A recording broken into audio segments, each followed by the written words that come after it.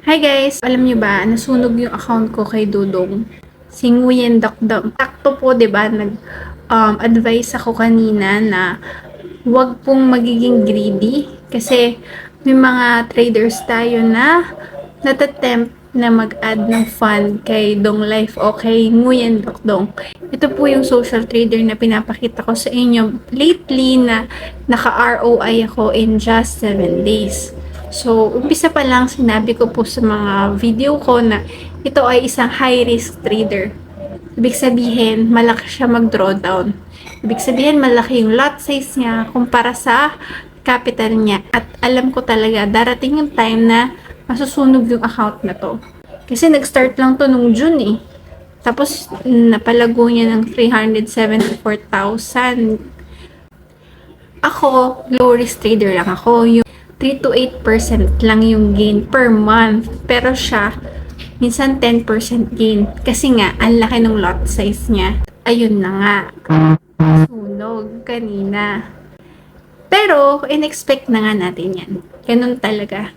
Kasi kapag malaki yung lot size mo, naka-sell ka. Sell. So, gusto mo bumaba yung presyo. Kagaya sa gold kanina. Pero tumaas. Nang tumaas. Hanggang sa nawala na yung margin mo, margin level, hanggang sa na-stop out ka na. Kasi nga, sobrang laki ng in-order mo eh. Yung $200 lang, $200 ko kanina, ang order niya is 2.10 lot. Pag 0.10 lot ay ano yun? 20,000 units. Ang 0.01 lot ay katumbas ng 1,000 units. So, pag sinabing 1,000 units, ibig sabihin, bumili ka ng $1,000, kunwari, ganun. So, sa $200, meron akong order na 20,000 units. Kaya naman, sa bawat galaw ng presyo, ang laki ng kita. Pero, dahil nga ang laki ng in-order sa bawat galaw na kontra yung market, malaki rin yung talo. Hanggang sa maubos yung margin level percentage. Ngayon, ayun na nga, nasunog na nga. Nakita ko na, anak ko po, nag-add ng trade si Dudong. Pero, ano na lang yun, profit lang yung nasunog. At may profit pa ako. Kasi nga, nag-copy ako sa kanya ng $200, tapos napalago yun ng 400, tapos withdraw ko yung 400, tapos nag-copy ako sa new account niya ng 200, kaya ayun, profit na lang. So, what if minalas ako? Kahapon ako nag-copy. Tapos ngayon yung day 1 ko ng trading sa kanya. Ano nangyari? Sunog yung capital ko. So, in-expect ko na yun na ganun ang pwedeng mangyari sa akin nung unang beses ako nag-copy sa kanya. I don't actually copy a high-risk trader, but ginawa ko yun kasi nga ang ganda ng performance niya talaga.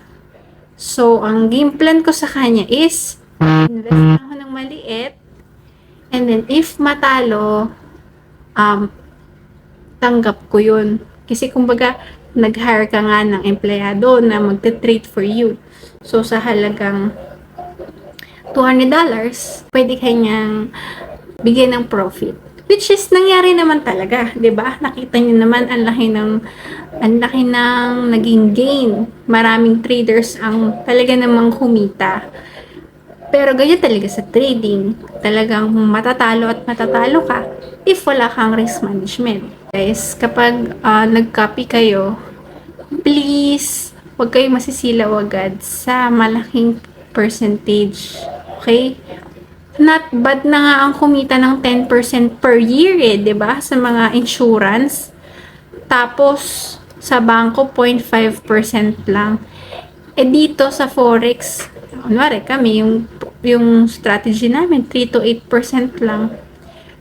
Okay na ako dun. Pero may mga trader talaga like me, minsan gusto talaga mag-take ng risk. Kaya lang dapat nga ganun, yung minimum lang. Literal na yung invest what you can afford to lose. You can afford to lose. Ako, afford ko to lose kasi profit na siya. So, sa iba kong trading. Kumbaga, nagpapaikot lang tayo ng capital. Kumbaga, sa business, diba, ganyan. naghanap tayo ng ibang empleyado na mag-grow ng business. So, in-employ ko si Dong Life o si Nguyen. Tapos, ayan, nasunog siya, loss na yun. Ganun talaga sa business. Pero, hindi tayo dapat hinaan ng loob. Kasi, alam naman natin, di ba, nakita natin sa mga past performance na kayang kitain yung loss na yun. Kaya mong doblehin, triplehin, 'di ba? Siya times 3,000 nga, 'di ba? So, ano natin to? I-treat natin as a warning. Risk management pa rin talaga.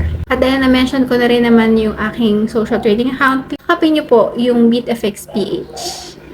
Ano lang yan? Low risk trading.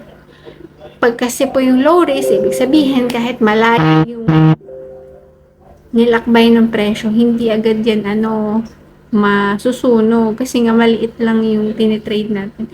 Sa sa yung classic account, ang $5,000, ang lot size lang nun is 0.01. Tapos si Doong Life, $200, tapos 0.10. Diba? Ang laki. Ayun lang. Masyado siyang high risk.